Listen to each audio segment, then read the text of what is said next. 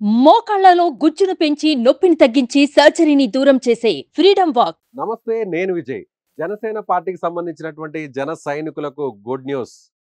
So Pawan Kalyan ఇప్పుడు deputy సీఎంగా ప్రమాణ స్వీకారం చేయబోతున్నారు. అందుకు పవన్ కళ్యాణ్ ఓకే చెప్పేశారు. దీనికి సంబంధించి ఢిల్లీలో నిన్న జరిగినటువంటి సమావేశాలను, అలాగే ముఖ్యంగా మీ ఒక జాతీయ మీడియా ఛానల్కి ఇచ్చినటువంటి ఇంటర్వ్యూలో కూడా పవన్ కళ్యాణ్ డిప్యూటీ సీఎం కావడానికి సుముఖంగా ఉన్నట్టుగా కూడా ఒక వార్త కూడా హల్చల్ చేస్తుంది. ఇప్పటికే మంత్రివర్గ కూర్పుకు సంబంధించినటువంటి సమావేశం కూడా జరగబోతుంది.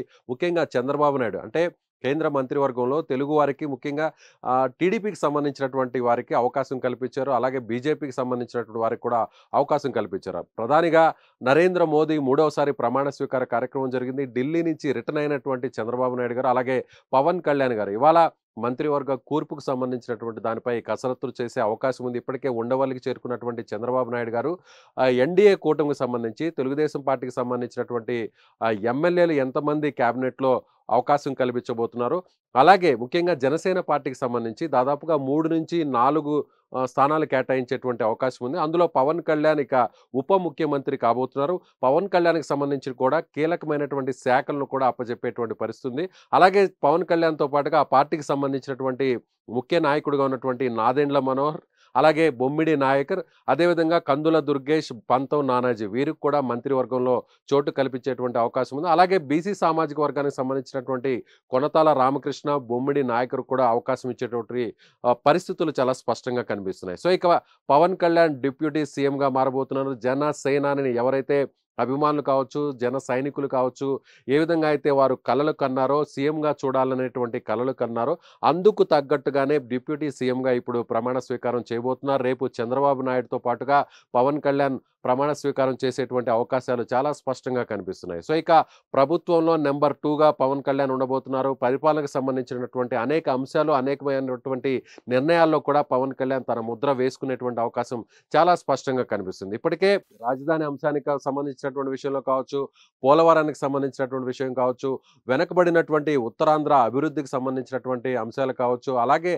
అనేక అంశాలు అంటే ముఖ్యంగా స్పెషల్ ప్యాకేజీకి సంబంధించి కూడా కేంద్రం నుంచి భారీ స్థాయిలో నిధులు తీసుకురావడానికి ఇప్పటికే ఏపీకి సంబంధించినటువంటి మంత్రివర్గంలో అంటే కేంద్రంలో కొత్తగా కొలువు తీరినటువంటి మంత్రివర్గంలో అవకాశం దక్కినటువంటి ఈ ముగ్గురు కూడా ఖచ్చితంగా స్పెషల్ ప్యాకేజీ, అలాగే రైల్వే జోన్, విశాఖకు సంబంధించినటువంటి రైల్వే జోన్ అంశం కావచ్చు, అలాగే విశాఖ ఉక్కు పరిశ్రమను ప్రైవేటీకరణ చేసేటువంటి అంశంలో కూడా కావచ్చు, చాలా కీలకంగా ఇకపై జనసేన పార్టీ అధినేత వ్యవహరించబోతున్నారు.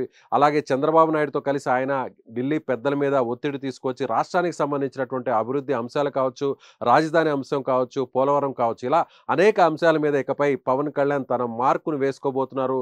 అనేక నిర్ణయాలు, చాలా కీలకమైనటువంటి డెసిషన్స్, చాలా పెండింగ్లో ఉన్నటువంటి హామీలన్నింటినీ కూడా అమలు చేసేటువంటి విషయం కావచ్చు, సూపర్ 6 సంబంధించినటువంటి హామీలను నెరవేర్చేటువంటి విషయం కావచ్చు, మెగా డిఎస్సి కావచ్చు, అలాగే ఉపాధికి సంబంధించినటువంటి అంశాలు, ఉద్యోగస్తులకు సంబంధించినటువంటి అంశాలు, అలాగే సిపిఎస్కి సంబంధించినటువంటి అంశాలు, ఇలా అనేక అంశాలపై పవన్ కళ్యాణ్ గతంలో ఇచ్చినటువంటి హామీలన్నింటినీ కూడా కూటమి ప్రభుత్వం నిలుపుకునే విధంగా కూడా పవన్ కళ్యాణ్ తన మార్కును వేసుకునేటువంటి పరిస్థితి చాలా స్పష్టంగా కనిపిస్తుంది. సో హోంమంత్రిగా ఉంటారా, లేదంటే కీలకమైనటువంటి శాఖలను, వేరే శాఖలను పవన్ కళ్యాణ్ తీసుకునేటువంటి అవకాశం ఉంది అనేది కూడా మరికొన్ని గంటల్లో మనకి స్పష్టమయ్యేటువంటి అవకాశం ఉంది. ప్రస్తుతానికైతే మాత్రం ఉప ముఖ్యమంత్రిగా పవన్ కళ్యాణ్ చేరడానికి, మంత్రివర్గంలో చేరడానికి, ఆ పదవిని తీసుకోవడానికి ఆయన సుముఖంగా ఉన్నట్టయితే వార్తలు వస్తున్నాయి. అందుకు సంబంధించినటువంటి అంశాలను కూడా ఆ పార్టీకి సంబంధించినటువంటి నాయకులు కూడా చెప్తున్నటువంటి పరిస్థితి. సో పవన్ కళ్యాణ్ ఇక ఏపీ ప్రభుత్వంలో చాలా కీలకంగా ఉండబోతున్నారు.